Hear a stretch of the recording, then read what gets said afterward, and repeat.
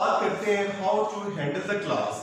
सबसे पहली बात ये है, ये इस किस्म के टॉपिक्स हमारे बीएड एमएड की वर्कशॉप्स में भी आते हैं, लेकिन इनके ऊपर मवाद सबसे कम दिया गया होता है। मसलन अगर फर्ज किया जो रवायती किस्म के उन्वानात होते हैं, मसलन लर्निंग आ गया, मोटिवेशन आ गया, असेसमेंट आ गया, इवेल्युएशन आ गया, मेजरमेंट आ गया, उनके ऊपर पूरा एक चैप्टर मिलता है। लेकिन इन उन्वानात के ऊपर महज एक पेज या एक पैराग्राफ मिलेगा। हालांकि ये वो चीजें हैं जो कि हमारी प्रैक्टिकली जो कि अप्लाई होती हैं। अगर वेस्टर्न वर्ल्ड हमसे एजुकेशन में आगे है, अगर उन लोगों का निज़ामी तालीम जो है हमारे से ज्यादा मौसर है, तो उसकी सबसे बड़ी वजह यह है कि उन्होंने इन एरियाज को पूरी तरह से टारगेट किया हुआ है। मैं एक छोटी सी लाइन बोलना चाहूंगा, it's not good to look beautiful but how to look beautiful. हर बंदा खूबसूरत नजर आने की कोशिश करता है। आपने देखा कि फैशन के ऐसे ऐसे ट्रेंड निकले हैं कि कुछ लोग फैशन करते हुए हमें वो जोकर लग रहे होते हैं, लेकिन वो समझते हैं कि शायद हम बहुत खूबसूरत हैं। तो इसके लिए क्या है, असल बात ये नहीं कि खूबसूरत नजर आए, असल बात ये खूबसूरत कैसे नजर आया जाए। हम एक पाकिस्तानी मुआशरे में रह रहे हैं, हम इस्लामी मुआशरे में रह रहे हैं। हमारी खूबसूरती ये है कि हम जैसा भी लिबास पहने, जैसा भी हम तैयारी करें, हम जो है इस सेटअप का, इस हमारे इलाके का, हमारी रवायात का हम हिस्सा लगे। ये असल खूबसूरती होती है। इसी तरह से यहां पर भी ये है कि देखिए, हर बंदा अच्छा टीच करने की कोशिश करता है, लेकिन उसके लिए जो ज्यादा इंपॉर्टेंट चीज है वो क्या है, हाउ टू टीच। आप आए, आपने अपना टॉपिक लिखा, उसको पढ़ाना शुरू कर दिया, आपने वो सब कुछ डिलीवर कर दिया और बहुत अच्छे तरीके से कर दिया, लेकिन आपका स्टूडेंट आपके साथ इंटरेक्टेड नहीं है, आपके स्टूडेंट की मॉरल ट्रेनिंग नहीं हो रही, तो हमने उस बच्चे को कुछ भी नहीं सिखाया। क्योंकि वजह यह है कि तालीम जब तक ट्रेनिंग उसमें शामिल ना हो, बिहेवियर में चेंज ना आए, तब तक तालीम कुछ भी नहीं है। तो इसके लिए ये एक बड़ी इंपॉर्टेंट चीज है कि हाउ टू टीच, कि हमने पढ़ाना कैसे है, और उसके साथ ये सारी वैल्यूज, ये सारी चीजें, इनको हमने लेकर चलना है। मैं थोड़ा सा इसमें एक बड़ी इंपॉर्टेंट चीज आपको बताऊंगा। किसी भी आप इदारे में जाते हैं, चले मैं छोटा सा आपको भी साथ शेयर करता चलूं, आप लोगों की थोड़ी सी पार्टिसिपेशन हो। सबसे पहला इंपैक्ट जो इदारे का आपके ऊपर आता है वो किस चीज से आता है। आप किसी इदारे में दाखिल हुए, अभी आपने नहीं देखा असातिज़ा किस किस्म के हैं, आपने ये नहीं देखा कि वहां पर पढ़ाने वाले किस किस्म का काम कर रहे हैं, तलबा के रिजल्ट्स क्या है। आप जस्ट इदारे में दाखिल हुए तो किस चीज से आपको पता चलता है कि ये इदारे का म्यार कैसा होगा, अच्छा होगा, बुरा होगा, मीडियम होगा, क्या समझते हैं? डिसिप्लिन। सबसे पहली चीज क्या होती है, डिसिप्लिन जो है। और डिसिप्लिन के ऊपर मैं एक छोटी सी आपको मिसाल देना चाहूंगा, और ये मिसाल मतलब इस तरह से है कि आप देखिए, हम लोग अमूमन एग्जाम्पल्स और हम इस तरह की चीजें, मवाद हम फौरन उनसे उठाते हैं। मैं ये कहना चाहूंगा कि मैं आपको एक मिसाल दूंगा हमारे Lahore college for women LCW, जिसका मोटो है discipline ensures success. Discipline ensures success, ये उनका मोटो है। उनकी हर जगह जहां पर उनका मोनो लगा होता है, नीचे उनका ये मोटो जो है वो लिखा होता है।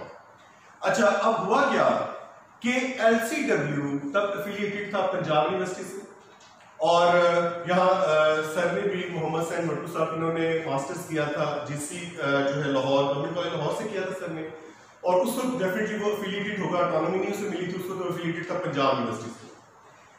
LCW की जो है, इसकी भी ज़ाहिर एफिलिएशन पंजाब यूनिवर्सिटी के साथ थी।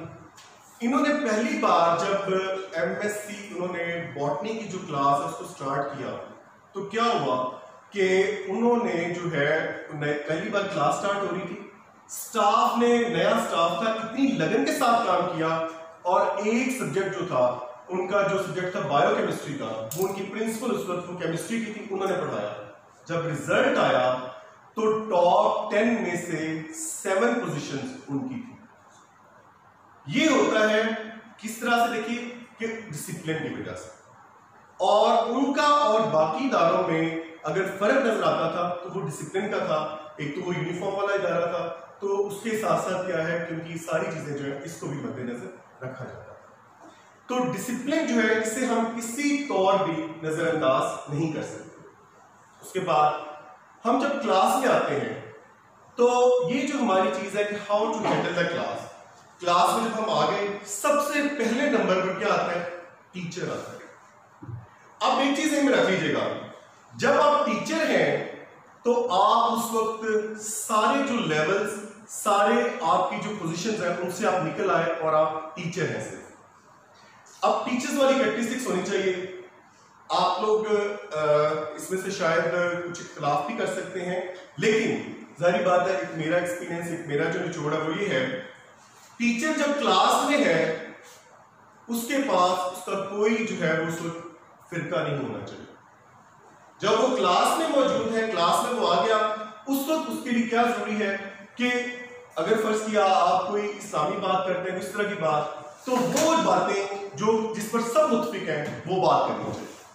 उसके अलावा क्या है कि जो हमारी टेक्सचुअल स्टडीज बताती हैं, मसलन अगर इस्लामिया के टीचर हैं उनसे अक्सर सवाल आते हैं, ये सर मुझे एक मसला दरपेश आया, एक दफा मेरा एक स्टूडेंट मेरे पास आके रोने लग गया। उसने कहा कि सर हम लोगों ने बड़ों से यही सुना था कि बुजुर्गों का एहतराम करते हैं, हम लोग जो है दरबारों पे जाते हैं, वहां पे जाके दुआ मांगते हैं, इस तरह से उसने मुझे बात की। उसने कहा हमारे टीचर बुजुर्गान के बारे में गलत अल्फाज इस्तेमाल करते हैं, हमें जो है वो डिस्करेज करते हैं, डांटते हैं। तो मैंने उन मोहतरम से जाकर कहा, मैंने कहा सर प्लीज इस तरह की बात ना किया करें। जो इस तरह देखे ना, हमारे लिए क्या है, हमने अल्लाह को फॉलो करना है, हमने नबी करीम सल्लल्लाहु अलैहि वसल्लम को फॉलो करना है, तो लिहाजा इस तरह की चीज जिसमें इंतशार फैल रहा हो, हमें उस तरह की चीज ठीक है तरीके से बताइए। तरीका ये है कि आप अल्लाह से जोड़ें हर चीज को, उन्हें कहें ठीक है जी देने वाली जात अल्लाह की है, अल्लाह से मांगना है, इस बात पे कोई भी इतराज नहीं करेगा। लेकिन अगर हम किसी बुजुर्ग के बारे में बुरे अल्फाज बोलेंगे तो इसकी यकीनन पकड़ होगी। तो ये कुछ इस तरह की चीजें होती हैं कि एक तो हमें वहां पर जो हमारा पर्सनल एक होता है इंपैक्ट या पर्सनल इंप्रेशन, उससे हमें निकलना होता है। उसके बाद कुछ कैरेक्टरिस्टिक्स क्या है, एक टीचर के अंदर कॉन्फिडेंस होना चाहिए, एक टीचर के अंदर जो है कंटेंटमेंट होनी चाहिए, सेटिस्फेक्शन होनी चाहिए, रेगुलरिटी, पंक्चुअलिटी, हार्ड वर्क, और उसके अलावा क्या है कि well prepared about his content and his material and his subject, ये उसके अंदर होना चाहिए। अब देखेंगे आप कि कंटेंटमेंट और सेटिस्फेक्शन किससे आती है? कंटेंटमेंट और सेटिस्फेक्शन इस तरह से आती है, आपको जो मिल रहा है, मुझे जो मिल रहा है वो मेरा मामला है, मेरे बच्चे उसको नहीं समझते, मेरे स्टूडेंट्स यही समझेंगे कि हमारे लिए ये टीचर मौजूद है, पता नहीं क्या चीज है। और जिस तरह से आप देखेंगे जब हम लोग ज्यादा नहीं जानते थे तो हम जिनसे स्कूल या कॉलेज में पढ़ा करते थे वो असातिज़ा जो बात कर देते थे, हम जाकर पेरेंट्स से या बड़े किसी से उलझ जाया करते थे कि नहीं, अगर वो उसके उल्ट बात करते थे हम कहते थे नहीं, हमारे उस्ताद ने हमें इस तरह से बताया। तो ये जो चीज है ये क्या है कि देखें इस चीज के अंदर क्या है कि वो टीचर का एक मुकाम, वो हमारे अंदर जो है हमें उसका पूरी तरह से एहसास होना चाहिए। वो एहसास जो है वो हमारे अंदर फिर कंटेंटमेंट पैदा करता है, और उससे क्या है कि हम अपने स्टूडेंट्स के अंदर भी वो चीजें डेवलप करते हैं। तो ये चंद चीजें जो है ये है कैरेक्टरिस्टिक्स जो कि टीचर्स के अंदर होना लाजमी है। इसके बाद हम आगे लेके बात को बढ़ते हैं। इसके बाद अब आ जाता है देखिए कि क्लास के अंदर क्या क्या तरीका होना चाहिए। अब क्लास के अंदर तरीका क्या होना चाहिए कि आप ये देखें कि जिस तरह के हमारे यहाँ पर मामला पेश आते हैं, बिलखुसूस प्राइवेट इदारों में पेइंग स्टूडेंट्स होते हैं, डेफिनेटली उनकी माली हालत कुछ बेहतर होती है बनिस्बत जैसे हम गवर्नमेंट कॉलेजेस या स्कूल के अंदर डील करते हैं स्टूडेंट्स को, उनसे कुछ बेहतर होते हैं। यहाँ पर क्या चीज है, क्लास के अंदर टीचर की या हमारी जो है फेवरेटिज्म शो ना हो। अगर कोई बच्चा, फर्ज किया हम गए, कोई बच्चा हमारे लिए कोई चीज लेकर आ गया है, पहली बात तो ये इसको डिस्करेज करना चाहिए। लेकिन समटाइम्स कोई ऐसी चीज है कि फर्ज के बच्चे को खाने की चीज है, उसने आपके आगे शेयर कर दी, आप एक चम्मच ले लेते हैं, थोड़ा सा आपने बाइट उसमें से ले लिया, उसको कभी भी उस चीज के लिए कोई फेवर ना दे, उसको कभी उस चीज के लिए ये ना कि क्लास में वो अपने आप को समझने लग जाए कि मेरे ऊपर कोई खसूसी तवज्जो दी जा रही है। क्योंकि अगर ये वाला आप बिहेवियर क्लास के अंदर जनरेट कर रहे हैं, इसका मतलब है कि हम जो नेगेटिव बिहेवियर है हम उसको एनकरेज कर रहे हैं। एनकरेज हमेशा क्या करना चाहिए, पॉजिटिव बिहेवियर। और पॉजिटिव बिहेवियर क्या है, जिस तरह आप देखें, अगर एक बच्चा रेगुलर है क्लास के अंदर, एक बच्चा जो है वो अच्छा है, मैनर्स के लिहाज से भी अच्छा है, रिस्पेक्टफुल है, अब उस बच्चे के लिए क्या है कि इन केस अगर कभी वो बच्चा फर्ज किया कभी कभार लेट हो गया है तो उस बच्चे को जो है उस चीज पे ज्यादा डांटा ना जाए, बस उसे जो है उस चीज को एक दफा रियलाइज करवा दिया जाए कि जी आप लेट थे, और फिर उसके बाद आगे उसका बिहेवियर देखा जाए कि नेक्स्ट वो कैसे बिहेव करता आया, वो ये चीज दोहराता है या नहीं दोहराता। फिर उसके अंदर जो है आप उसके, अगर आपने एक बार इग्नोर कर दिया, अगर वो अच्छा बच्चा है वो उस चीज का मजीद ख्याल रखेगा और इस चीज से उसके दिल में आपका एहतराम और आपको फॉलो करने की सलाहियत जो वो ज्यादा पैदा होगी। उसके बाद एक और चीज आती है, देखें हमारे क्लासेस के अंदर हम लोग ये बात करते हैं कि जब हम स्टूडेंट्स को सपोज पढ़ा रहे होते हैं, हम ये कहते हैं अगर कोई बच्चा फर्ज किया कि अगर उसने झूठ बोल दिया तो हम उसे कहते हैं कि उसने झूठ एक बार बोला, हम कह देते हैं कि तुम झूठे हो, ठीक है। फिर हम ये कह देते हैं उसको कि फर्ज किया कि अगर उसने कोई अच्छा काम नहीं किया, हम कहते हैं तुम गंदे हो। कभी इस तरह की लाइन्स, इस तरह की जो डिक्लेरेशन है उस बच्चे के लिए नहीं की जानी चाहिए, क्योंकि ये उसकी पूरी पर्सनैलिटी को जो है वो रिप्रेजेंट करती है। हमेशा क्या करना चाहिए कि देखिए कोई भी जो बैड प्रैक्टिसिक है या बैड क्वालिटी या बैड बिहेवियर जो है उसको एड्रेस करें। वो किस तरह से आप करेंगे कि जैसे आपने देखा कि अगर एक बच्चे ने झूठ बोला तो सीखे कि आपने ये झूठ बोला है, आइंदा ये नहीं बोलना, ठीक है। अगर फर्ज किया उसने जो है अगर उसने कोई गलत काम किया है तो उससे कहें कि आपका ये काम गलत था, अब नहीं करना। जिस तरह से कहा जाता है देखिए कि discuss the sin not the sinner, जो बुराई है उसको मिटाने की कोशिश करनी चाहिए, ना कि आप उस बंदे को बुरा कहें। अगर उसे आप बुरा कह देंगे तो वो कभी उस चीज से नहीं निकल पाएगा। उसके साथ साथ क्या होता है, देखिए कुछ हमारी ऐसी चीजें होती हैं कि जिनका ताल्लुक जो है वो हमारे क्लासरूम के बाहर भी उसके साथ लिंक होता है। वो क्या है, अमूमन हम ये देख रहे होते हैं कि बच्चा क्लास में कैसे बिहेव कर रहा है, उसका जो है क्लास के अंदर स्टाइल कैसा जा रहा है, और उसकी वजह से हम उस बच्चे के बारे में राय कायम करते हैं। जबकि होता यह है कि बहुत सारे ऐसे फैक्टर्स जो कि उस क्लास में हमारे सामने नहीं होते, जिनको हम बोलते हैं अंडरलाइन इश्यूज। अब वो अंडरलाइन इश्यूज जब तक उन्हें गौर ना किया जाए, जब तक उन्हें डील ना किया जाए, वो बच्चा बेहतर नहीं होगा।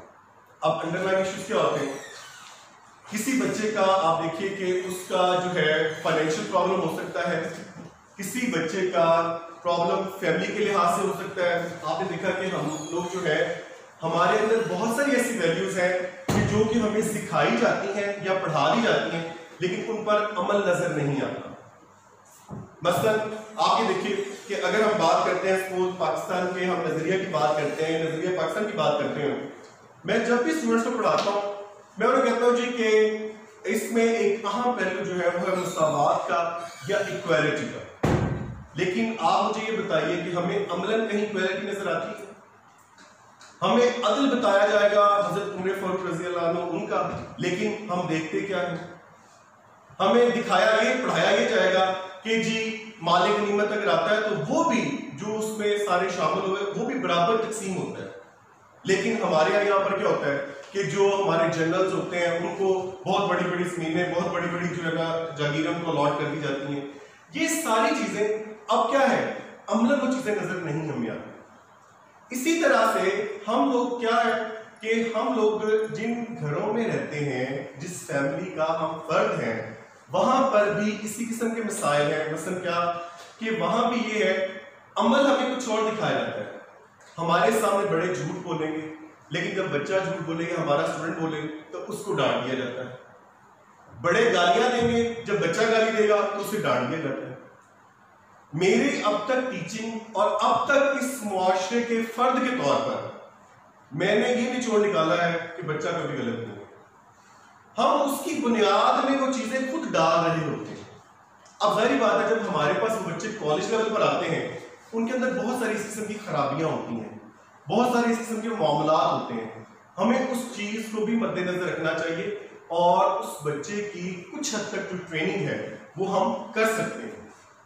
और इसमें एक और बड़ा मसला आ जाता है, मसलन जैसे देखिए कि बाज बच्चे जो होते हैं उनके यहाँ वो ये होता है कि जैसे देखिए कि माँ या बाप दोनों में से कोई एक नहीं है या दोनों ही नहीं है।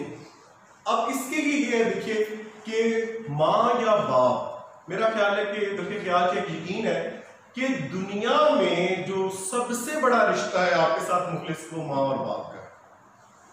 और इनमें से दोनों ना हो या कोई एक ना हो, इंसान का मिजाज, इंसान का जहन बहुत ज्यादा हसास हो जाता है, वो एक गहरा असर आपके ऊपर छोड़ जाता है। अगर हमारी क्लासेस के अंदर बिलखसूस जो इंचार्जेस, क्लास इंचार्जेस यहाँ पर बैठे हुए हैं, ये इस चीज को खास तौर पर ज़हन में रखिए कि अगर कोई बच्चा इस किस्म का या इस प्रॉब्लम में उसके पास अंडरलाइन इशू ये वाला है पेरेंट्स का, तो ऐसी सूरत में सिर्फ एक छोटी सी चीज, वो क्या है, वो सिर्फ ये बात कि आप उस बच्चे को थोड़ा सा एक सपोर्ट, मोरल सपोर्ट दे दें। तो उसको बेशक फाइनेंशियल सपोर्ट ना करें, बल्कि अमूमन अक्सर बच्चों को जरूरत नहीं होती, सिर्फ क्या है थोड़ी सी मोरल सपोर्ट की जरूरत होती है कि आप उससे ये कह दें कि मैं हूं तुम्हारे लिए, और उसे ये एहसास भी दिलाए कि तुम्हारा बाप नहीं है लेकिन तुम में हिम्मत है, तुम आगे बढ़ सकते हो, तुम ये काम कर सकते हो। सर अगर इजाजत है तो मैं एक पर्सनल मिसाल दे दूं। जी जी बिल्कुल। तो मैं आपको एक छोटी सी मिसाल बताता हूँ। ये बात करते हुए पहले क्या होता था कि मैं आपको बिल्कुल क्लियर बताऊंगा, और मेरा एक मकसद भी ये है कि आपके साथ बात करने का कि अमूमन हम आके यहाँ पे फॉर्मुलेटेड सी बातें करते हैं और हम इस किस्म की बातें करते हैं कि जिसके जरिए से जो है हम अपना जो है इल्म और अदब वो झाड़ सकें, लेकिन हम वो चीज़ें जो हमारे प्रैक्टिकल मसाइल हैं हम उनके ऊपर बात नहीं करते और उन चीज़ों पे हम गौर भी नहीं करते। नतीजा क्या है, हमारी यहाँ पर बयानबाजी होती है, हमारी थ्योरी होती है, वो अलग रह जाती है, प्रैक्टिकली हम जाके और काम करते हैं। अब मैं एक आपको मिसाल देता हूँ। मैं कॉलेज में था, हॉस्टल में था, सेकेंड ईयर में मेरे साथ मेरा कजन होता था। तो हुआ क्या कि मेरे ताया को एक दिन मिलने आ गए वहां हॉस्टल। अब वो आए, उन्होंने जो है वो आकर उससे ही बाकायदगी दरियाफ्त की, उसे कहा पढ़ लो सारा कुछ, फिर उसके बाद जाते हुए उसे कुछ पैसे दे दिए। आप बिलीव करें उस वक्त मेरी इस बात ने मेरे ऊपर 1.5 से 2 महीने असर डाला। 1.5-2 माह मैं इस इम्पैक्ट से नहीं निकल सका और मेरे अंदर वो एक कॉन्फ्लिक्ट और सारा चलता रहा कि मुझे सिर्फ क्या था, देखें वो वजह क्या थी। वो वजह ये थी कि जब मेरे वालिद साहब की डेथ हुई, मैं यहाँ पर आया तो उस वक्त हर बंदे ने कहा कि जी, उन्होंने जितने भी ताए चाचा थे सब ने ये कहना भाई साडा मरिया, ताड़ा तो कुछ नहीं गया, ताड़े तो असं बैठे हैं, ताड़े पे हो। अब वो ज़ाहिर मेरी उम्मीद बन गई उनके साथ कि ये मेरे साथ वही ट्रीट करेंगे। अगर मुझे ये कह दिया जाता कि जी जब आपको कोई रहनुमाई चाहिए हो हम कर देंगे, ठीक है, बात सर पे नहीं है तो वो ज़ाहिर अल्लाह की तरफ से है और उसका कोई नियमन बदल नहीं है, मैं उस वक्त ज़्यादा कॉन्फिडेंट और ज़्यादा मैच्योर होगा। तो ये इस तरह की चीज़ें हैं हमारे माशरे के अंदर। और उसके बाद मैंने कई बच्चों को, मेरे पास जो 3 बच्चे आए, मैंने उनको सिर्फ यही कहा कि बेटा मैं बतौर टीचर मैं आपका बाप भी हूं, जो एक फिजिकल बाप कर सकता है मैं उसी तरह तो नहीं कर सकता, लेकिन हाँ आपका कोई दुख दर्द है मुझे शेयर करें, अगर मैं रिजॉल्व कर सका तो उसे करूंगा, अगर नहीं तो कम से कम मैं आपको अच्छा मशवरा दे दूंगा, अच्छे तरीके से गाइड कर दूंगा। और माशाल्लाह वो बच्चे बड़े अच्छे तरीके से पढ़ गए और बहुत बेहतर तौर पर निकल। उसके साथ क्या होता है, उसके साथ ये होता है कि इतनी सी बात कर देने से वो बच्चा एक तो रियलिटी में रहता है। हमारा क्या सिस्टम है, हम स्टूडेंट को अपने को रियलिटी से दूर ले जाते हैं, और जब हम रियलिटी से दूर लेके जाते हैं तो क्या होता है कि जब वो बच्चा रियलिटी को कितनी देर हम ले जाएंगे, 10 मिनट बात करते हुए, 20 मिनट, आधा घंटा, जब वो बच्चा रियलिटी में आएगा फिर वो मिसफिट हो जाएगा, और जब वो मिसफिट होगा तो जाहिर बात है वो कभी भी बेहतर काम नहीं कर सकेगा। उसके बाद फिर आ जाता है, देखें कि जब हम क्लासरूम के अंदर काम कर रहे होते हैं तो हमारी जो 2 तरह से आप लोगों के, जैसे मैंने यहाँ से देखा है, आप लोगों की प्रेजेंटेशन में भी बैठता हूँ, आप लोगों के बाद गुजरते हुए मुझे लेक्चर्स का भी अंदाजा होता है, माशाल्लाह से वो सब चीज़ें आपके अंदर मौजूद हैं। लेकिन मैं एक बात उसमें लाजमी कहना चाहूँगा, वो ये है जो हमारा कम्युनिकेशन है वो दोनों जो है स्ट्रॉन्ग होना चाहिए, वर्बल भी और नॉन वर्बल।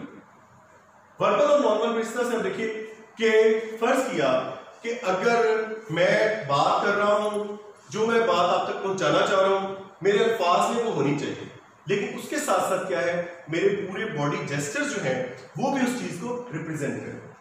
मतलब ये नहीं होना चाहिए कि अगर बाज़ दफा हम बात बहुत संजीदा कर रहे हैं और हम कहके लगा रहे हैं, बाज़ दफा ये है कि हम बात जो है बड़ी लाइट कर रहे हैं और तासुरात हमने बहुत संजीदा किए हुए हैं।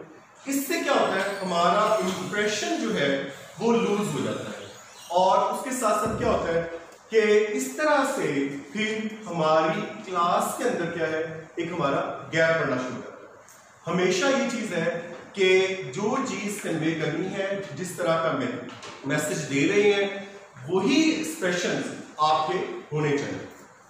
उसके बाद फिर आगे जो चीज आती है वो ये है कि हमारे जो स्टूडेंट्स हैं, अब आपने ये देखा कि हमारे यहाँ एक जो हम अपना क्लास कंट्रोल लूज करते हैं, उसकी एक बड़ी वजह ये होती है कि अक्सर हमारे असातिज़ा बच्चों को उनके किसी टाइटल की वजह से बुला देते हैं। उस टाइटल से क्या होता है, वो बच्चा अपने आप को ना थोड़ा सा कोई डिफरेंट महसूस करने लगता है।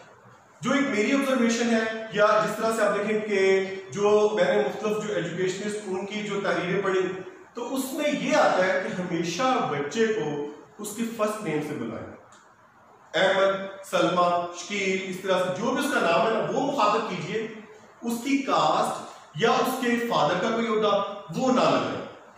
अमूमन ये होता है कि हम क्लास के अंदर किसी बच्चे का वालिद एसएचओ, हम उसे कहते हैं हाँ जी एसएचओ साहब, बार बार ऐसे मुखातब करेंगे तो डेफिनेटली वो बच्चा अपने आप को क्लास से डिफरेंट महसूस करेगा, और जब वो डिफरेंट महसूस करेगा तो वो कभी भी क्लास का पार्ट नहीं बनेगा।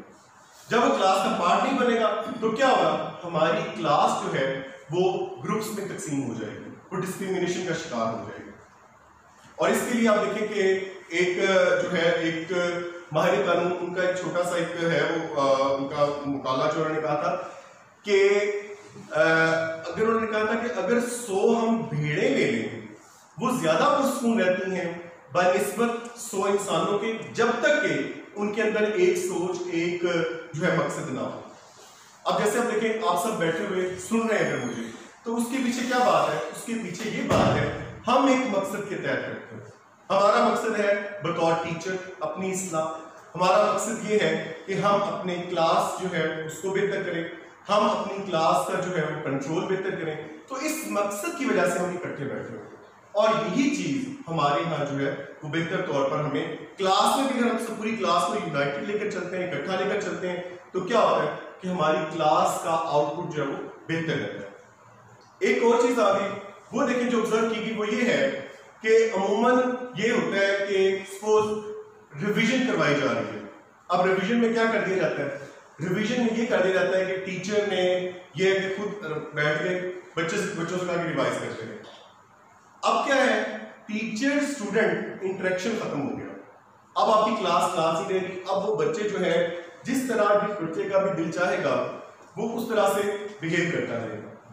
तो उसके लिए क्या है कि अगर आप रिवीजन करवा रहे हैं तो एक तो स्लो जो है क्लास में थोड़ा थोड़ा मूव करते रहे, ताकि हर जो बच्चा है वो ये समझे कि हमें वॉच किया जा रहा है और टीचर जो है वो हमारे से कनेक्टेड है। उसके साथ क्या किया जाए, जो आपने उसको जैसे एक चैप्टर रिवाइज करवा रहे हैं, आपने टॉपिक रिवाइज करवा रहे हैं, आप उसके अंदर से चलते फिरते छोटे छोटे सवाल पूछते रहिए।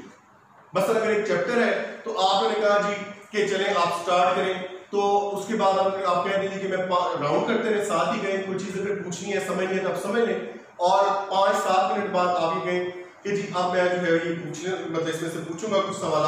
तो उससे क्या है कि स्टूडेंट एक तो एक्टिव रहेगा, दूसरी बात ये है कि वो पूरी तरह से कंट्रोल रहेगा, क्योंकि ये इस तरह से है बिल्कुल जैसे आपने उस बच्चे का रिमोट कंट्रोल अपने हाथ में पकड़ लिया। अगर हम ये कर दें कि हम बैठ जाएं और कहीं कब बेल होगी, कब पीरियड खत्म होगा, तो क्या होगा कि उस क्लास में हंगामा होता रहेगा, उस क्लास में जो है मुसलसल डिस्टर्बेंस होती रहेगी।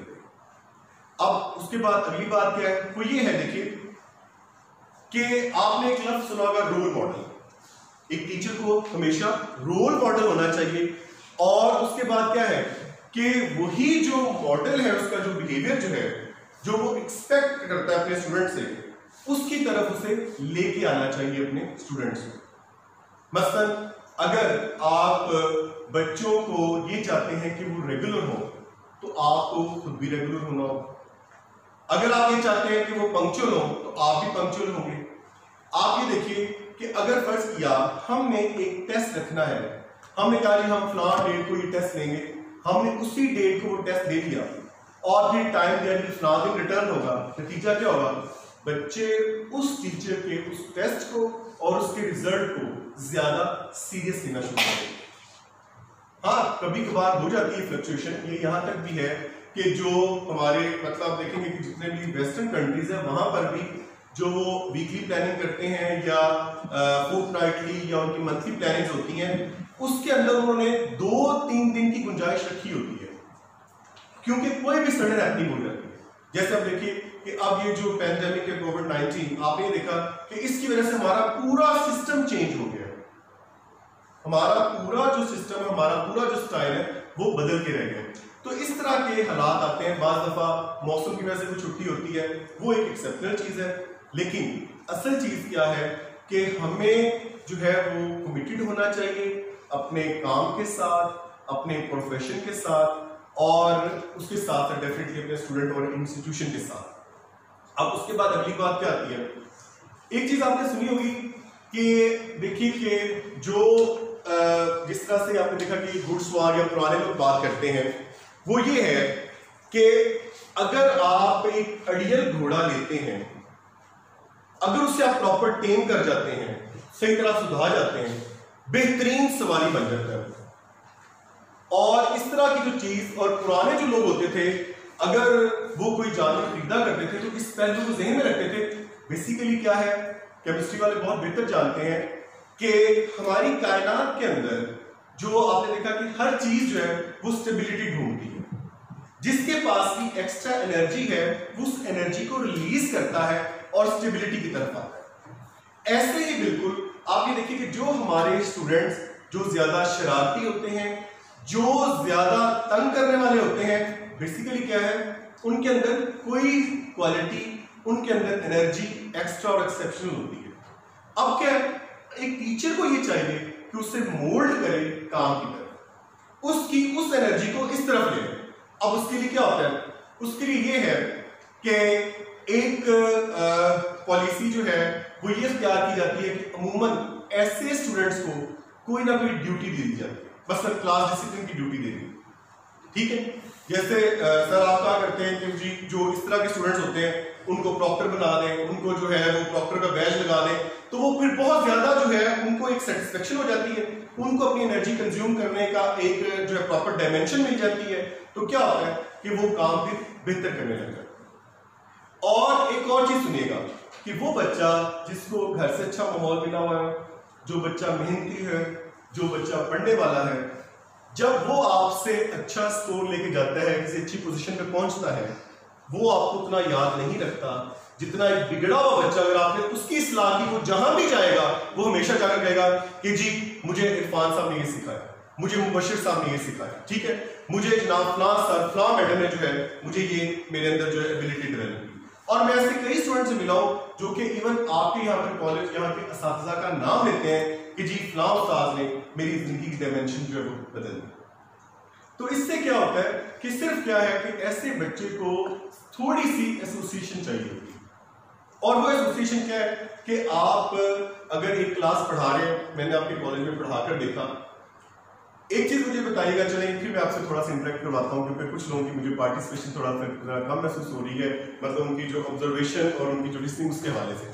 अच्छा, मेरा सवाल ये है कि ये केमिस्ट्री वाले जो सर है आपसे, अच्छा आप मुझे ये बताएंगे कि आप जब पढ़ाते हैं अपनी क्लासेस के अंदर कितने परसेंट जो है स्टूडेंट आपको, इवन हम सबसे वीक क्लास की बात करते हैं, जो सबसे आपका लो सेक्शन आप पढ़ाते हैं, उसमें कितने परसेंट स्टूडेंट होते हैं जो आपके साथ जो है नॉर्मल चल रहे होते हैं और कितने परसेंट है जो डिस्टर्ब कर रहे होते हैं?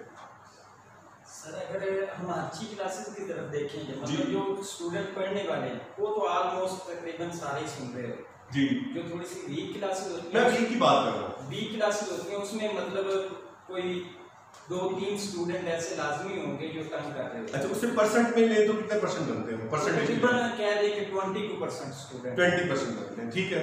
अच्छा जी, और कौन बताएगा? चले जी, सजाद साहब आप बताइए। सर मेरा नहीं ख्याल कि लेक्चर के दौरान भी एक बच्चा भी इस तरह डिस्टर्ब होता है। आपके ख्याल में नहीं करता? 1% या आप ऑब्जर्व नहीं करते? 2% होता है, एक्सेप्शनल केसेस होते हैं। अच्छा, उनको आप अपने साथ लेके चल रहे होते हैं। ठीक है। आप उनसे बार बार पूछते रहे, ठीक है। अगर वो आपको एक जगह बैठ तंग कर रहा है तो उसकी प्लेस चेंज कर दें। ठीक है, चलिए खास आप जरा शेयर कीजिए क्योंकि आप माशाल्लाह वाइस प्रिंसिपल है, आपसे पूछते हैं। मेरा ख्याल है सर जो हार्डली ये रेशियो जस्ट रहती है, ये रहती है जी, बिल्कुल एलिमिनेट हो जाती है। इवन सम टाइम ये कंसंट्रेशन लेवल अच्छी क्लासेस में भी लूज होता है, हो जाता है बिल्कुल ऐसे ही। तो ये हार्डली जो है मेरे ख्याल में 5 to 10%। 5 to 10%। मेरी भी यही मतलब जो मैंने पढ़ाया जब, तो मैंने भी यही ऑब्जर्व किया कि ये ऐसे स्टूडेंट्स रहते हैं कि जो कि एक और भी चीज होती है, बाज़ औक़ात क्या होता है कि वो बज़ाहिर सुन रहे होते हैं लेकिन अंदरूनी तौर पर वो आपके साथ शामिल नहीं होते।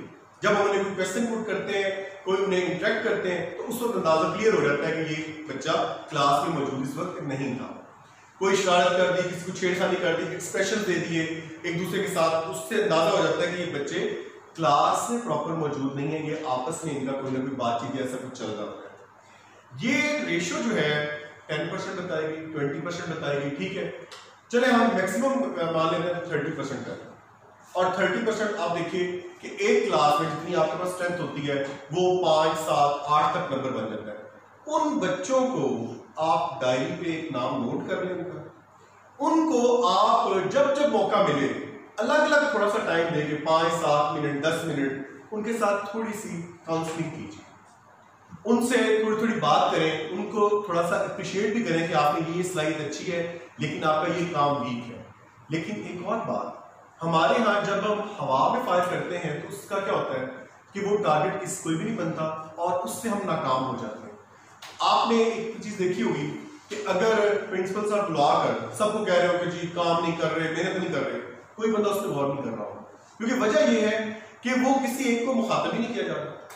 अगर ये कर दिया जाए कि एक बंदे की गलतियां पकड़ी गई हो, उसे बुलाकर कहा जाए कि हाँ जी ये खामियां आपने पढ़ाने में, आपने बिहेवियर में, आपने कंडक्ट में ये मसाइल आपके सामने आए हैं, इनको दूर कीजिए।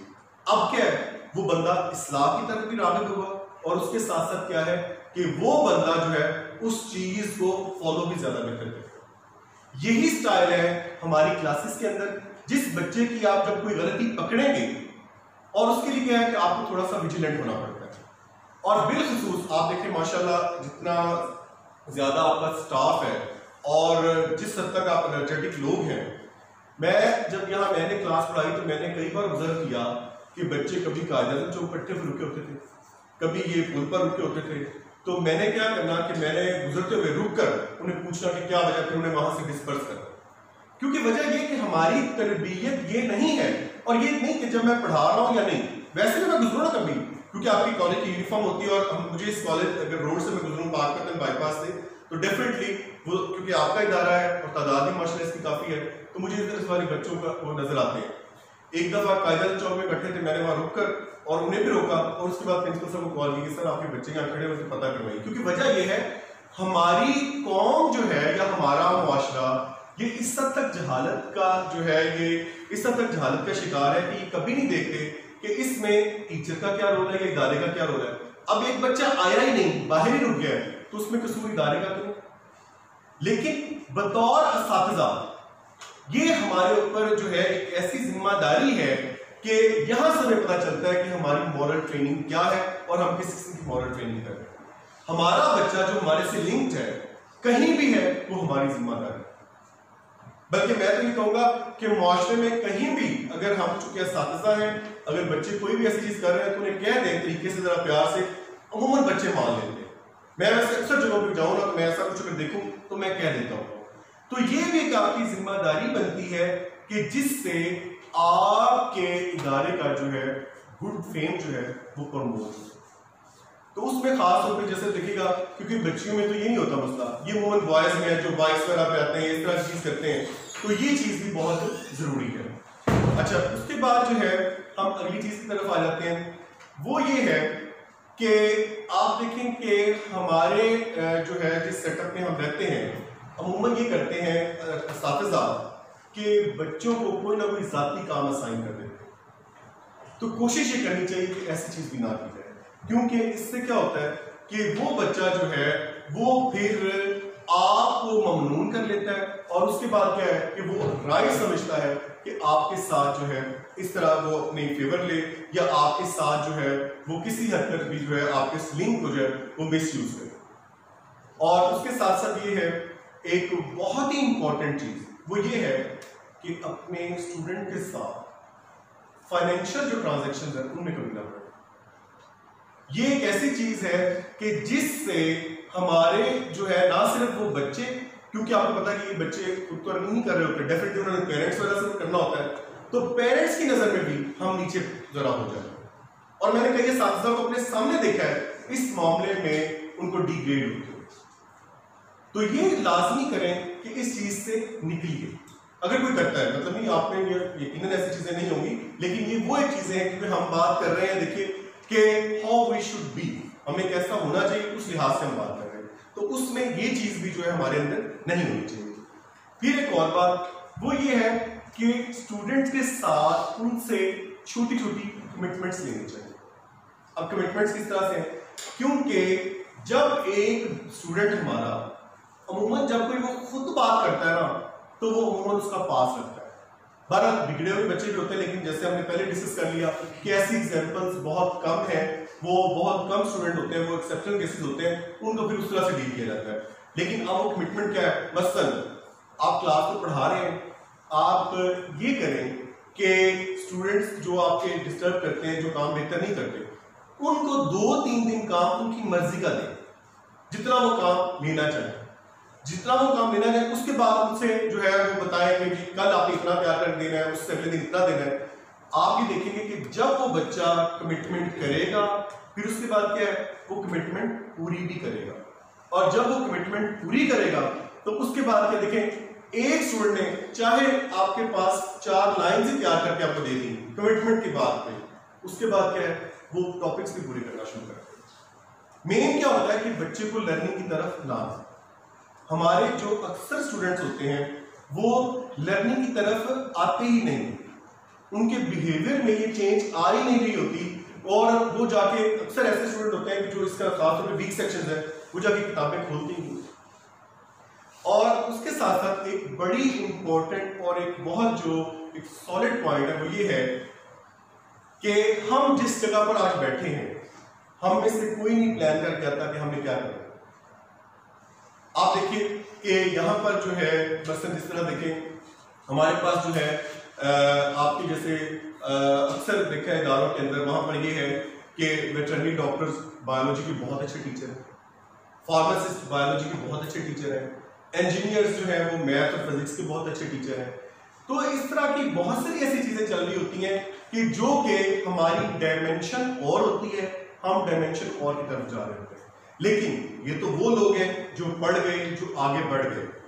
लेकिन एक ऐसा हमारा तबका है कि जब हम कोई भी क्लास पढ़ रहे हैं, मैंने तो यहां तक देखा, एमफिल लेवल पर भी जाकर देखा और मुख्तलिफ क्लासेस को डील करके मास्टर्स लेवल तक पढ़ाकर देखा, हमारा स्टूडेंट कभी ये ज़हनी तौर पे सोचता ही नहीं है कि जो मैं आज पढ़ रहा हूं इसका ही फल मुझे कल मिलना है।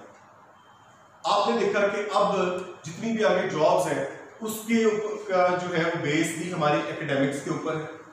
उसके साथ साथ क्या है, ये जो नॉलेज, मसलन आप देखते हैं कि सपोज अगर मैथमेटिक्स की पब्लिक सर्विस कमीशन की सीट्स वहां पे अनाउंस होती हैं, तो जो जब लोग अप्लाई करते हैं, वो टीचर जिसने first year second year graduation इसका कोर्स अच्छी तरह किया होता है और मास्टर्स फ्रेश पढ़ कर आए होते हैं, वो टीचर आराम से क्वालिफाई कर जाते हैं।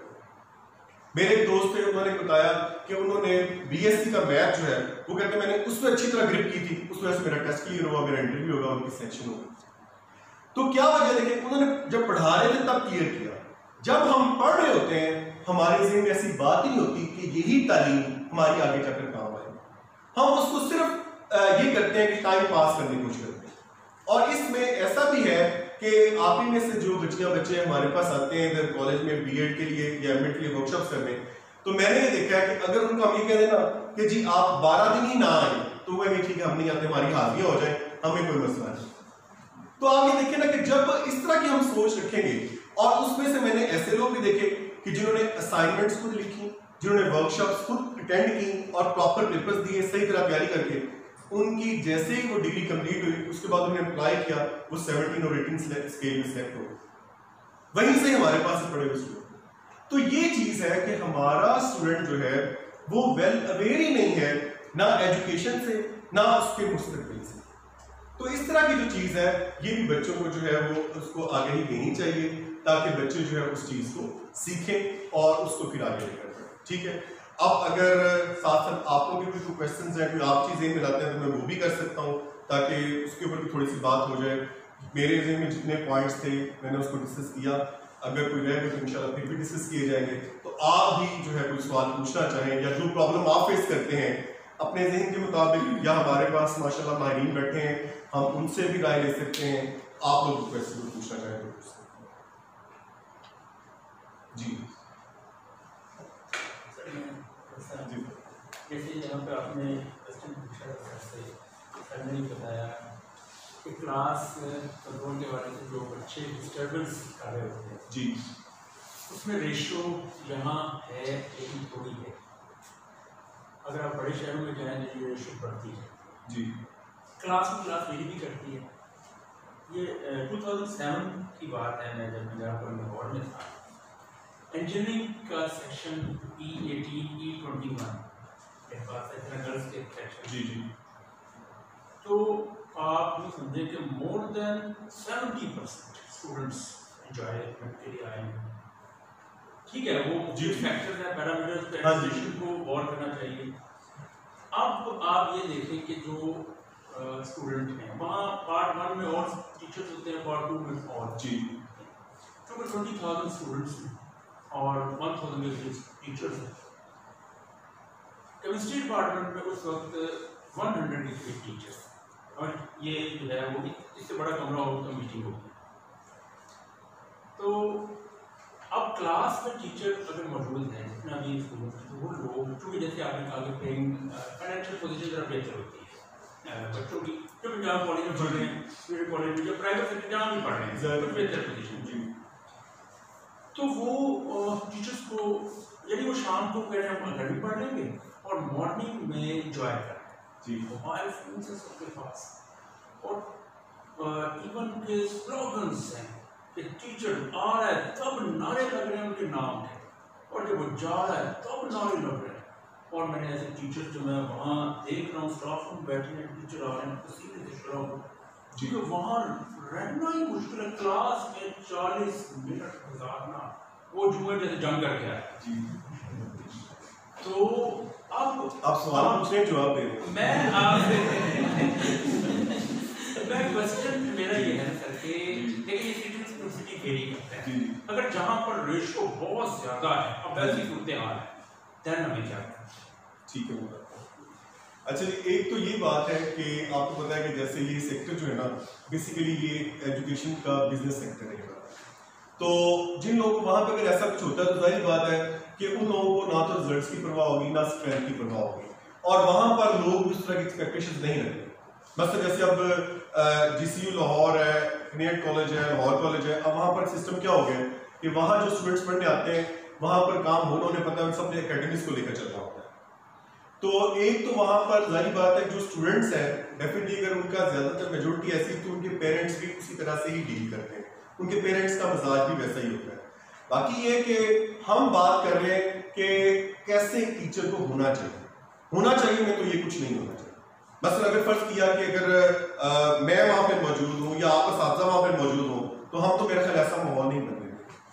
तो यही चीज है। और दूसरी बात है कि हमारी यहाँ पे एक्सपेक्टेशंस हैं, हमारी यहाँ पे एक्सपेक्टेशंस, क्योंकि वजह ये है कि यहाँ जो इदारे हैं आपने देखा कि चूंकि यहाँ पर जब प्राइवेट इदारा आपने जो है मतलब पहले एक साल आपसे एक साल पहले सुपीरियर आया तो उसके बाद आप लोग आए, तो इसमें क्या है कि पेरेंट्स ने जो है वो यही यकीन किया है, उम्मीद नहीं बल्कि उन्होंने यकीन किया है कि यहाँ हमारे बच्चे की पढ़ाई बेहतर हो।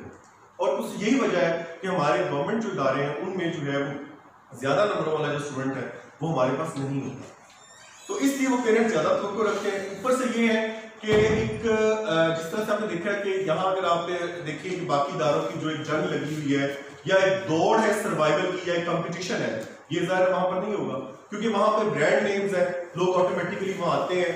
और बड़े शहरों में वैसे भी वो पर्सनल तारुफ भी नहीं होता, वहां कोई भी अक्सर लोग आएंगे तो प्रिंसिपल को या स्टाफ को देख के भी नहीं आएंगे, वो नाम इदारे का देख कर आएंगे। यहाँ कोई आएगा, कोई कहेगा जी यहाँ पे इरफान साहब है, कोई कहेगा रिजवान साहब है, मुबशिर साहब है, शाह साहब है, वटू साहब है, वो पर्सनल आएंगे तारुफ की वजह से। तो जाहिर बात है एक तो हमें इस वजह से भी उस लिंक को निभाना है और दूसरी बात क्या है कि एक उस्ताद को हमेशा बेहतर लेवल पे काम करना चाहिए। तो इसीलिए तो हमारे मुल्क में आप देखें कि एजुकेशन बढ़ रही है, अखलाकियात हमारी गिर रही है। जब इस तरह की जब एजुकेशन के लिए म्यार है कैसी होगा, देखो सवाल एग्जिस्ट कर रहा है। जी जी, इस सिचुएशन इज देयर। हाँ जी, हमारे भी year back or 2 years back we had such kind of class where teacher used to come back. जी सर, जहाँ से टीचर आ जाया करते थे वापस। जी जी, I feel so much disturbance there. जी, उसकी वजह ये थी कि वो क्लास जो है बेसिकली एक मोब बन जाती है। जी, स्टूडेंट्स इतने एक दूसरे के साथ फ्रेंडशिप अटैच, जी, ठीक है, their slogan is one for all for one, जी, ठीक है, इस तरह की। तो इस नेक्सस को कैसे तोड़ना चाहिए, इस तरह की क्लास को क्या हल है ये। देखिए ना कि एक तो ये है कि जो बात आप कर रहे हैं हम उस एनवायरनमेंट में नहीं हैं, लेकिन मैंने ये कहा कि अगर हम वहां पे हों तो जाहिर बात है कि बच्चा कभी भी टीचर से आगे नहीं बढ़ता। यहाँ पर वहां पे टीचर्स खुद ऐसा माहौल देते हैं। अच्छा, टीचर्स वहां पे खुद ऐसा माहौल देते हैं। जैसे आप देखिए कि यहाँ हमारी बच्ची थी डीपीएस की टॉपर बच्ची, वो किनियट कॉलेज में एडमिशन लिया। वो कहते हैं हमारी जो केमिस्ट्री की टीचर थी वो पीएचडी थी, बहुत अच्छा पढ़ाती थी, लेकिन उन्होंने फर्स्ट ईयर के सिर्फ 4 चैप्टर पढ़ाए। और वो क्या कहती थी कि हमें पता है कि कहती कि वो सिर्फ हॉस्टल में अकेली बच्ची थी साइंस वाली, बाकी सारी आर्ट्स की थी स्टूडेंट्स। और वो कहती कि जो डे स्कॉलर्स आती थी सारी साइंस वाली, वो टीचर्स कहती थी कि जी हमें पता है आपने अकेडमिक्स में सारा कुछ कर लिया। जब जब वहां पर जो ट्रेंड इस तरह का दिया जाएगा तो वो तो उनका माहौल ही ऐसा है। हम जिस हिस्से में हैं, हम जहां पर है, हमें अपनी सर्वाइवल के लिए और अपने माहौल के मुताबिक डील करना चाहिए। लेकिन मैं ये कहूंगा कि टीचर वहां भी हो तो उस सूरत हाल को भी डील किया जा सकता है, क्योंकि अगर बच्चे क्लास में बैठे उन्हें आप जो पढ़ाना है वो सुना तो सकते हैं। ऐसी तो नहीं बात ना कि अगर आप फर्ज की अपने नारे अगर आप नाम के लग रहे हैं और आप आराम से सुन रहे हैं तो आपने जो है उनको जो रिलैक्सेशन तो खुद ही दे दी उस चीज के लिए। जी सर, इस्लाम के अंदर सदा और जदा का निज़ाम है जी, तो पूरी ट्रेनिंग के अंदर जो सदा वाला निज़ाम है ना, इस फैक्टर को आपने इग्नोर किया है। मतलब मेरा ये नहीं कि मैं तो जालिम उस्ताद हूँ या उस्ताद भी जालिम हो, लेकिन ये एग्जिस्ट करता है। जी जी, इसके बगैर जो है ना वो मुमकिन नहीं है। जी, कोई ऐसी सोसाइटी नहीं है जिसमें सदा और जदा का सिस्टम जो है वो ना हो। जी, और दूसरे एक ऐसा सिस्टम है एजुकेशन जिसमें जो पनिशमेंट है उसको आप बिल्कुल इग्नोर कर दें। जी, एक ऐसा बच्चा जिसने बर्थ से लेके आखिर तक बिल्कुल पनिशमेंट सीखी नहीं है, जी, जी, वो सोसाइटी के अंदर एग्जिस्ट नहीं कर सकेगा। वो इतना सेंसिटिव हो जाएगा कि इतनी हार्ड लाइफ के अंदर अगर जरा से भी हर्डल आ जाएगी ही विल फॉल डाउन। जी, तो इस बारे में और दूसरे एक मिनट दूसरे आपने फरमाया घोड़े की ट्रेनिंग का, हर मेरे ख्याल में हर किस्म के घोड़े को ट्रेन नहीं किया जा सकता, सिर्फ अरबी नस्ल के मखसूस घोड़े जिस तरह से हर किस्म के तोते को बोलना नहीं सिखाया, सिर्फ रात होते हैं जो मखसूस किस्म के महंगे बोलना सीख सकते हैं। और इस बारे में जी, वो सर ये है, एक तो ये कि जो आपने ये घोड़े की मिसाल दी ना वो ये है सर कि जब एक चीज जिसको मोर देन 50% लोग जो है, एक्सक्यूज मी सर, अगर एक ऐसी चीज या एक ऐसा सूर जिसको मोर देन 50% लोग अगर माने या उसको जाने तो वो हमारा जो है रूल्स बनाए जा सकते होते हैं। तो उस हवाले से ये है कि जो एक ट्रेंड चला आ रहा है या जो एक बात है जनरल जो है वो यही है कि जहाँ तक इस तरह के जो बिगड़े हुए जानवर होते हैं वो सुधारने जब आए जब तो सीख जाए, मैंने ये भी लफ्ज़ बोला कि जब उन्हें सुधार दिया जाए तो वो बहुत बेहतर फॉलोअर होते हैं। और बिल्कुल ऐसे ही जो स्टूडेंट है ना, मेरे वैसे तो एक्सपीरियंस जितना मैंने पढ़ाया है मैंने ये देखा है कि जो इस किस्म के स्टूडेंट्स हैं जब वो सुधरने पे आए वो हद से ज्यादा फरमाबरदार हो जाते हैं, जो एक अच्छा बच्चा है उससे भी ज्यादा, और वो क्रेडिट हमेशा अपने टीचर को। ये आइडियल केस होते हैं जैसे कि मुबशिर साहब ने बताया जी, हमारे के लिए इतने लोग तंग करते हैं। हाँ जी, जिसमें सर पनिशमेंट मस्ट हो जाती है। अच्छा आगे सर अब मैं पनिशमेंट लॉस लॉस होता होता है, है। उन्होंने फरमाया ना कि इतने परसेंट लोग उसमें से चंद एक बच्चों को रस्टिकेट कर दिया जाए, आइंदा बच्चे ऐसा नहीं करेंगे। सर एक मैं बात बताना चाहूँगा, देखिए हमारे इस्लाम के अंदर भी ये है कि अब जैसे देखिए कि अगर निकाह है, जब बच्चे को पता है कि पनिशमेंट है ही जीरो जी है, सर। सिर्फ क्या है कि आप उसे ट्रेन नहीं कर सकते और ये काम कैसे नहीं। जी सर, मैं सर एक बात बताता हूँ, देखिए कि जिस तरह से आपने देखा कि हमारे इस्लाम में भी ये, जैसे अब देखिए अब निकाह है उसकी इंदराज की जरूरत है। हमें जो है आउट ऑफ द कंट्री जाने के लिए कोई इस्लामी ऐसी शर्त नहीं कि हमें वीज़ा चाहिए कुछ ऐसा, अल्लाह ताला ने ये कह दिया पूरी दुनिया अल्लाह की ज़मीन है, लेकिन हमें साथ ये भी कह दिया गया कि जो स्टेट रूल्स हैं या हुकूमत के जो कवानीन हैं हमने वो भी मानने, अगर हम वो नहीं मानेंगे तो हमारा जुर्म बन जाएगा। जो सजा है उसके आजकल क्या उसके इशू बनते हैं, इसलिए मैंने वो जो बात की कि बच्चे की गलती पकड़ें, उसके पेरेंट्स के साथ कॉन्टेक्ट करें, पेरेंट्स को भी बताएं, तो उससे क्या होगा कि वो बच्चा जो है उसके अंदर कुछ ना कुछ बेहतरी आती चली जाएगी, पेरेंट्स भी रिस्पॉन्सिबल होंगे उसके। और दूसरी बात ये कि जब बच्चे की बिल्कुल जो एक हकीकी गलती आप पकड़ के पेरेंट्स को बताते हैं, वो आप पे ट्रस्ट ज्यादा करते हैं कि इससे वाकई बच्चे को ऑब्जर्व किया है। तो जो सर सजा का जो हमारे यहाँ सिस्टम है ना सर, वजह ये कि अगर आप अब बात करते हैं, अब आपने देखें पिछले इतने सालों से, हालांकि जो कॉलेज लेवल पे जो फिजिकल पनिशमेंट है वो नहीं, मतलब पहले भी दी जाती थी, स्कूल लेवल पर होती थी और उससे कुछ बेहतरी भी होती थी, लेकिन सर ये है कि ये चीजें वहां लागू हो सकती हैं बेहतर तौर पर जहां हमारा मुआशरा जो है वो सही जो है वो इस्लाह की तरफ गामजन है। अब पिछले दिनों ये तकरीबन 1.5 साल पहले मेरे कांटेक्ट में एक टीचर आए कि उन्होंने एक बच्चे को जो है वो सजा दी जूतों के साथ, उसके जिस्म पर पूरे निशान पड़े हुए, उन्होंने जाके पनिशमेंट पता क्या हमारे तो ज्यादा कर जाते हैं। और एक चीज है पनिशमेंट के हवाले से, मैं क्लास से बाहर भेजना इस पनिशमेंट के मैं हक में नहीं हूँ। पनिशमेंट जो भी है आपकी उस क्लास के अंदर होनी चाहिए, और उसमें सर देखेंगे हर इदारे के कुछ रूल्स होते हैं। बेशक उसे बेंच पे खड़ा करना जी जी, बट देयर मस्ट बी। जी सर, आप इसके बगैर जो ना वो नहीं सजा सर कोई ना सर, वो रूल्स आपकी वो तो आपकी इदारे के रूल्स है ना कि कितना आपको अलाउ किया जाता है। केस टू केस वेरी करेगा ना जी, एक यानी एक्सटेंट कितनी है जी कि अगर वायलेशन ज्यादा डिसिप्लिन बहुत है तो उसके मुताबिक आपने मारपीट के अलावा भी पनिशमेंट तक है जी कि उनको आप मॉनिटरिंग उनके ऊपर स्ट्रॉन्ग हो जाए और उनको मुख्तलिफ तरीकों से मोटिवेशनल स्क्वाड उनको पीछे लग जाए, पेरेंट्स से कॉन्टेक्ट। सर ये मैंने कहा ना कि जो आपकी एडमिनिस्ट्रेशन या आपका दायरा अलाउ करता है आप उसको मुकाबला करते हैं। जी सर, आप पहले तो आपका शुक्रिया कि आप कुछ रिप्लाई, आपने जो कुछ कहा अपने एक्सपीरियंस से कहा, हर बंदे का डिफरेंट एक्सपीरियंस भी हो सकता है, डिफरेंट इशू देख सकते हैं, लेकिन ऑब्जेक्टिव जो था हमारा वो ये था कि how to control the class. ये हम उस ऑब्जेक्टिव के बारे में बात करें। पहली बात है कि 3 जुज़ हैं, मैं थोड़ी सी अपनी बात करके फिर मैं आपसे सवाल करूँगा। ये 3 जुज़ हैं, स्टूडेंट, टीचर जी और उसके बाद में जी सर, ट्रायंगल इसको बोल दीजिए ना, एक ट्रायंगल है तो ये जो 3 जुज़ हैं, इसमें एक जुज़ के पास बच्चा जो है वो 15 से 16 घंटे और दूसरे जुज़ के पास 4 से 5 घंटे। जी बिल्कुल सर, हाँ जी, और हर एक की अपनी इकोनॉमिक सोशल बैकग्राउंड है। जी सर, हर फैमिली जी उनके अपने रस्म व रिवाजात हैं, उनकी अपनी पैम्परिंग है, बिल्कुल सर, उनकी अपने जो है वो माहौल होता है। जी ज़्यादा बच्चा उससे हमारे पास सबसे पहले कुछ फिक्री मुबालते हैं जो टीचर के बारे में हैं, हमें वो ज़रूर बच्चों से उनको दूर करने चाहिए, जो मैं समझता हूँ एज ए टीचर या मैं अपने एक्सपीरियंस से कि टीचर को स्टूडेंट एक फरिश्ता समझ रहा होता है, हज़रत जिब्राइल का छोटा भाई समझ रहा होता है जी, वो ये समझ रहा होता है यहाँ पे ऐसी तो हाँ जी, ये दुखों की जाती है और टीचर के अब स्टूडेंट के ज़हन में ये बिठा दिया गया है जी सर, कि जो तुम्हारा टीचर है उसमें कोई शख्सी खसूसियत नहीं होगी, सारी रिश्तों वाली खसूसियात। जी सर, तो पहले तो बच्चों का ये फिक्री मुबालता हमें खत्म करना होता है कि बेटा हम भी आप जैसे इंसान हैं, हमारे भी शख्सी तकाजे भी होते हैं, हमारी ज़रूरियात भी होते हैं, लेकिन चूंकि हम इस दौर से बहुत आगे आ गए हैं, हम इस एक्सपीरियंस से गुजर के आ गए हैं, तो जो गलतियां हमने की हम नहीं चाहते कि हमारे बच्चे भी वो दोहराएं।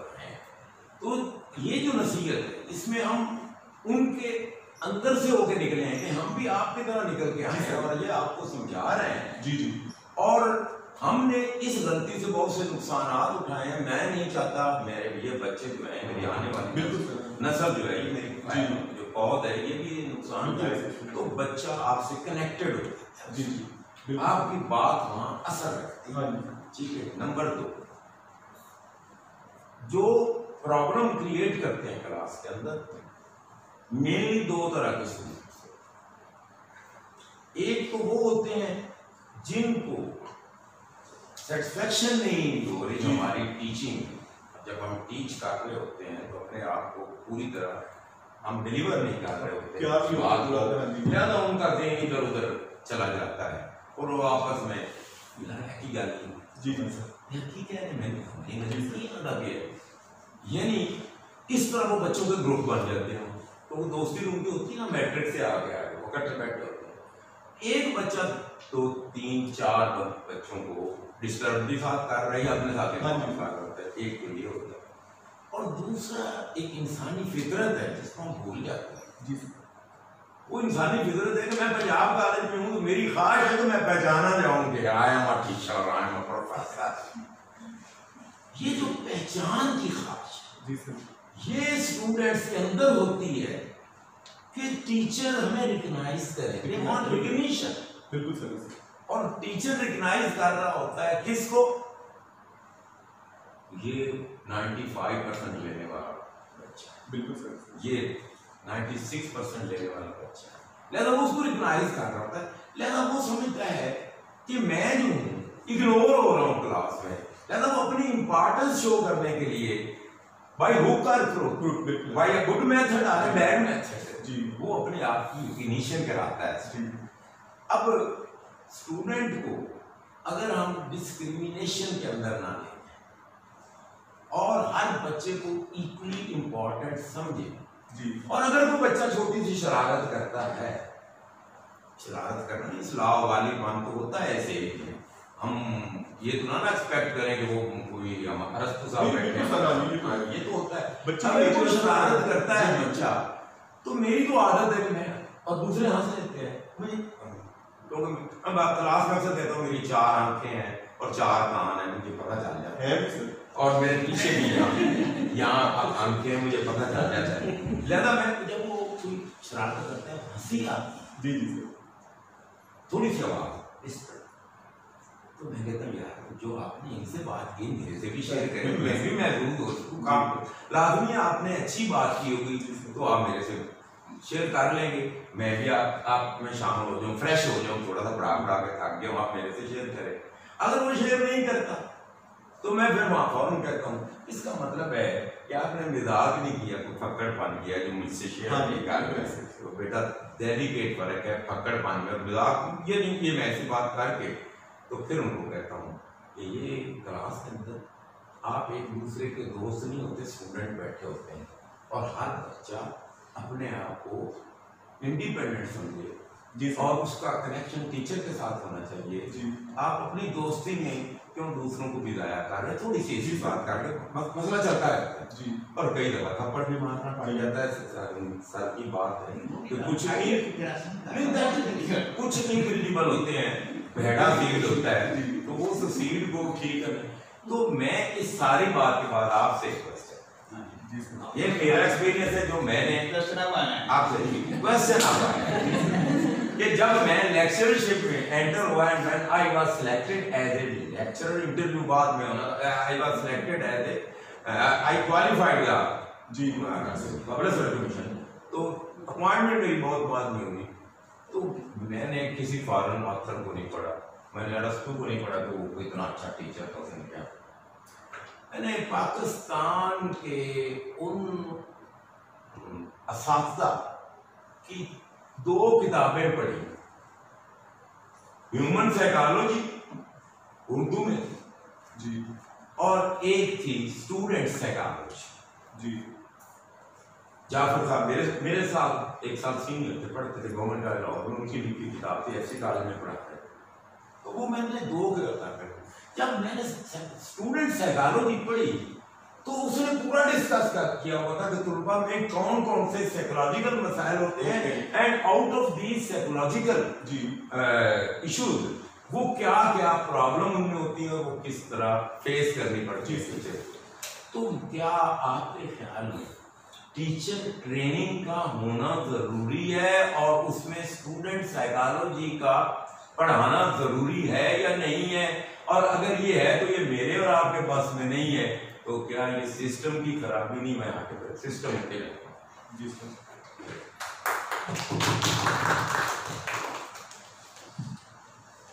सर का एक तो मैं बहुत इस मामले में शुक्रगुजार हूँ कि उन्होंने बहुत अच्छी बातें जो है वो शेयर की, और तकरीबन यही सारी चीज़ें हम जो है क्लासरूम्स में करते भी हैं कि लाजमी नहीं कि बच्चे के मजाक को जो है उसे डिस्कस किया जाए। उसने मजाक किया है तो बात का तो क्लास में शेयर हो जाती है बात, तो क्लास का माहौल ज़रा बेहतर हो जाता है। असल चीज़ ये होती है जो हमारा लर्निंग जो एनवायरनमेंट है वो डिस्टर्ब नहीं होना चाहिए। दूसरी बात आपने सर ये कही, तो ये तो वाकई हमारे सिस्टम का भी और हमारे जो है कह लीजिए कि हमारे इदारों का भी अकेडमी फॉर टीचर्स, हाँ सीएसपी के लिए अकेडमी है, हाँ जी के लिए सर। इसके अलावा जी सर, स्कूल टीचिंग के लिए आप एमएससी हो या एमफिल हो या पीएचडी हो, बीएड एसेंशियल है जी जी, लेकिन कॉलेज टीचिंग के लिए बीएड एसेंशियल नहीं है जी। ये शुरू से ही से ऐसा हाँ जी। इसकी वजह क्या हो सकती है? इसके बारे में आपको बताऊं। जी सर।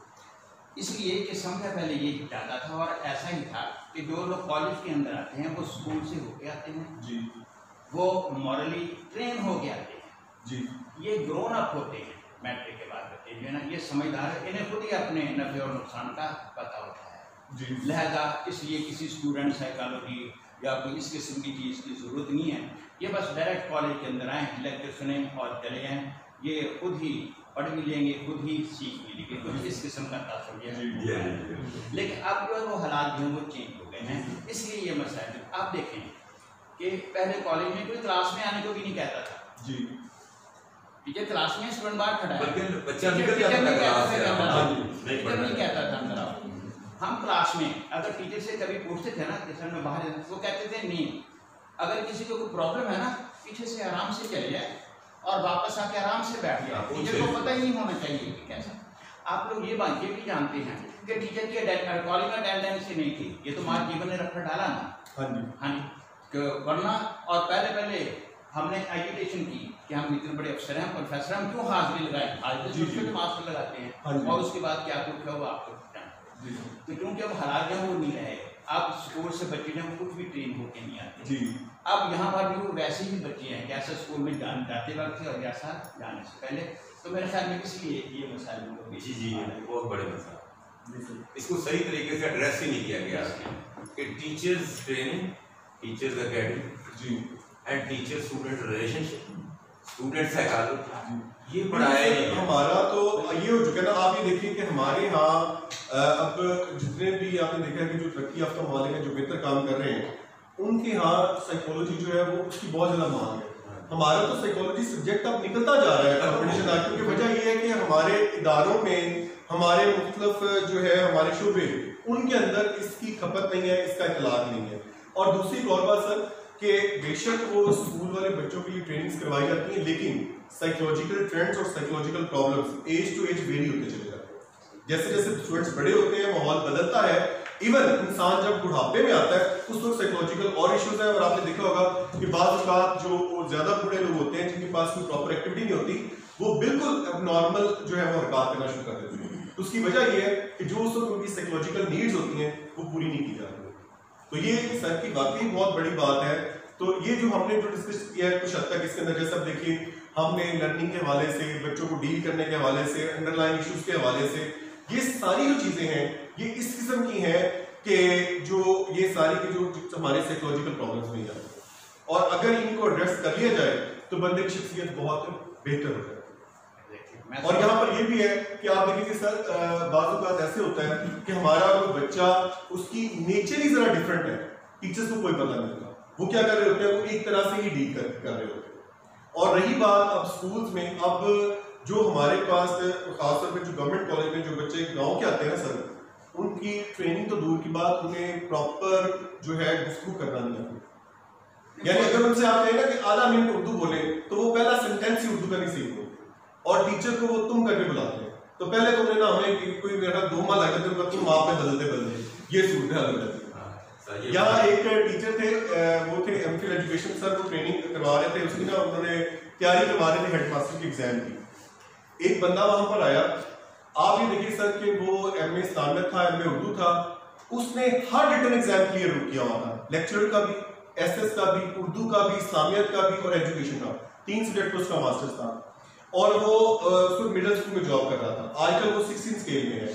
और उसने तहसीलदार का एग्जाम किया, उसका वो भी क्लियर हुआ, इंटरव्यू में ड्रॉप हुआ।